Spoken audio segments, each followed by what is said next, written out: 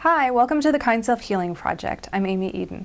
In today's video, which is part 2 of investigating your thoughts, which can be found on page 25 of the Kind Self-Healing book. The book can be found on Amazon, and there's information down below in the comments of this video, the description.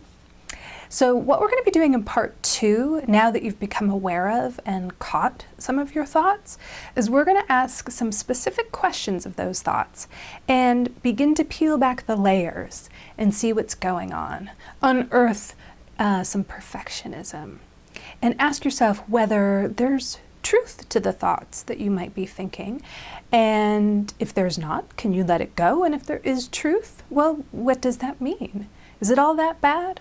So join me, grab your pen and paper, a journal, and a copy of the Kind Self-Healing book, and let's get started.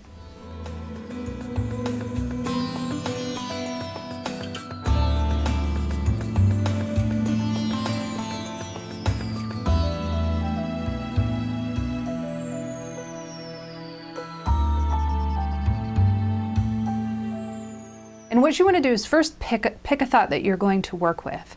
It doesn't have to be the most evocative one. It really doesn't matter which one you pick. They will all yield information for you. So if you pick that one that's just like, why can't I do this activity? What's wrong with me? I'm terrible at activities.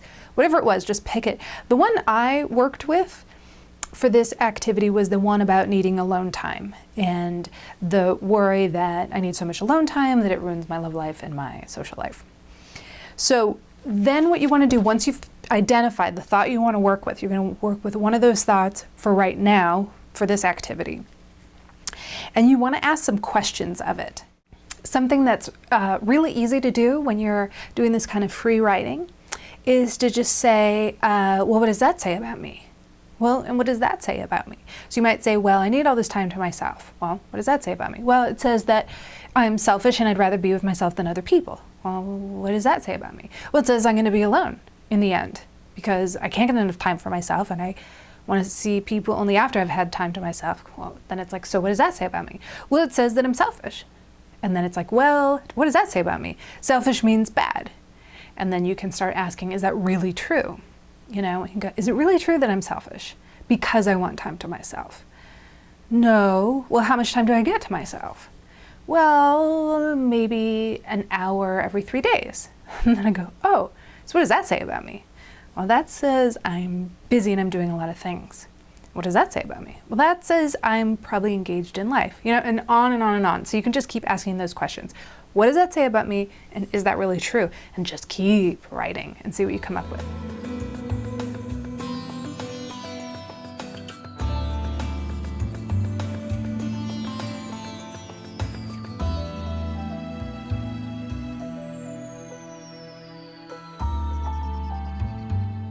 Those are just starter questions to get you warmed up. Pick one or two and start writing. Just write about that thought. So for me, you know, I'll talk through what a way in which you might write. Mine was needing so much alone time. So why do I need so much alone time? You know, and is it a problem? So one of the questions was, is it terrible? You know, what does it say about me that I need so much alone time? So for me, the writing would be, I worry that so much alone time is going to lead to not hanging out with friends because I don't want to hang out with friends if I'm tired. And then I started to ask myself, well, what's wrong with hanging out with friends even if I am tired? You know, I don't have to be dressed and coiffed in order to get together with friends. I could have them over for tea and I can be in my sweats. I started to just peel back those layers of, is being tired, is being needing time to myself, is that mutually exclusive with having a social life? And I made some really interesting discoveries. And I saw that, here, I'll show this to you so you can see it. It's in the book on page 33. So what I discovered here is that when I look at how my days are, I see that there really isn't a lot of time to myself. And that the truth is my longing to have time to myself is totally justified. So that's something that I didn't realize.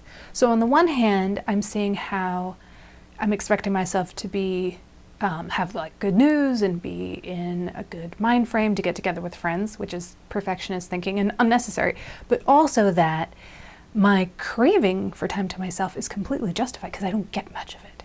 And yet I fear that I'm being too posh or too greedy about just time to myself. And I'm also not giving myself credit for the fact that being well rested and getting some time to myself first before I get with other people makes a lot of sense. So do your investigation and just keep writing, fill up a page or two and keep asking yourself questions and see what you can come up with.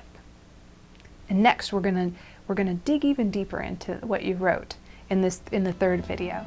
I don't know if you've ever done this kind of work before, where you really set aside time to choose one thought, one thing you're thinking, and really spend time with a kind mind to investigate it and really see how much juice you can get out of it. It's like squeezing an orange. It's like there's information in there about you, about your mind and what's in your heart.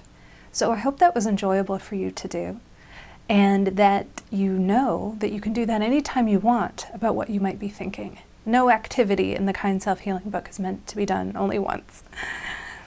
So next, in part 3, which is the next video, we're going to be doing an even deeper contemplation, jumping off from that long free writing you did, where you were investigating the thought further. So I hope you'll join me for that, and thank you for watching. Please be kind to yourself.